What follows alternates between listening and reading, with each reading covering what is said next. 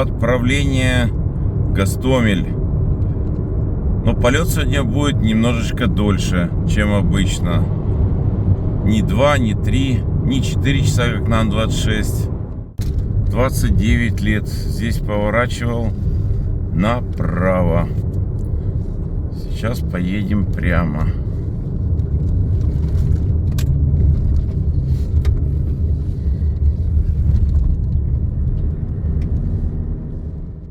Часы пустить. Пары большой. Поехали. Всім привіт і слава Україні! Я Дмитро Антонов, и вы на моем канале, а я с Украины. Уже почти 3 месяца идет война, и она продолжается. Сражается восток Украины, юг Украины. Мы немного освобождаем Харьковскую область. И уверен, так будет продолжаться и с Донбассом, и югом Украины. Так что победа не за горами. А за это время, что произошло? Из очень хорошего увидел пост, в якому президент України Володимир Зеленський говорить, що обов'язково другу мрію побудуємо. Це дуже добре. Це дуже добрий знак для всієї України. І ще наш подарунок для бійців загону Карпатська Січ добрався до адресату, і хлопці одержали календарики і записнички. А еще очень интересненький момент был. Я побывал в музее еще раз государственного предприятия «Антонов» и удостоился чести побывать в кабинете Олега Константиновича Антонова. Это что-то особенное. В его кабинете присутствует какая-то специальная аура, специальный дух. Там такое ощущение, что Олег Константинович до сих пор присутствует на своем рабочем месте. Я постоял около его стола. Очень эргономичный стол.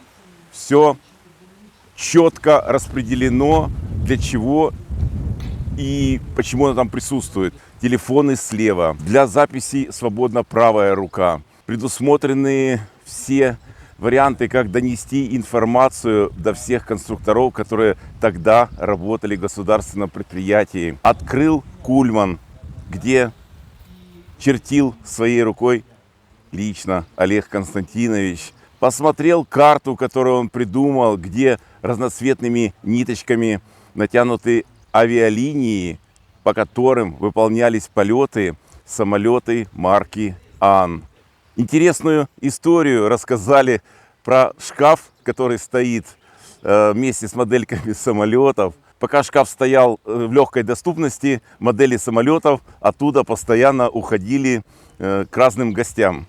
Потом придумано было, поставлен шкаф такой тяжеленный, килограмм на 400 как минимум, и развернут открывающейся частью к стенке. Для того, чтобы достать самолеты, надо было сказать, что необходимо дождаться перерыва, придут специальные люди, отодвинут шкаф. И на что культурные посетители Олега Константиновича говорили: да не, конечно, как-нибудь в следующий раз. Благодаря чему удалось избежать дальнейшей раздачи всяких ценных моделей. Все уникально в этом кабинете. Надеюсь, в ближайшем будущем, как одна из опций, которую будет предоставлять государственное предприятие «Антонов», это обзорная экскурсия по предприятию, музей, кабинет Олега Константиновича. Конечно же, это по производству. Закончился мой период в Киеве. Необходимо продолжать работать. И сейчас я направляюсь в Лейпциг, чтобы присоединиться к нашей авиакомпании и выполнять полеты на самолете Ан-124 по запланированным маршрутам. Сейчас как раз нахожусь в середине дороги. Польша, Сабене-Шляхетске, немножко южнее Варшавы. Красивый лесной пейзаж, птицы. Небольшой дождик с утра был, это тоже хорошо. Путь, конечно, не такой быстрый, как на самолете. Это не 2 часа или на Ан-124 Лемрии, не 74-ка, которая занимает время полета в районе 3 часов. Довольно долго.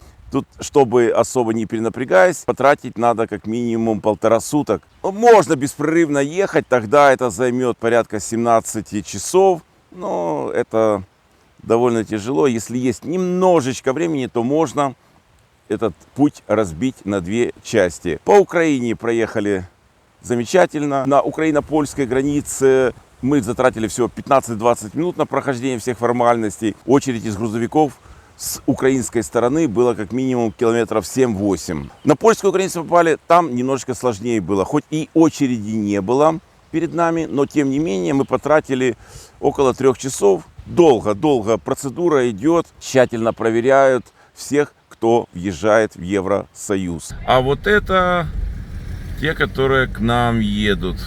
Я думаю, тоже километров на 10 это минимум, а может еще и больше. В 3 ряда стоят. Страшно возвращаться.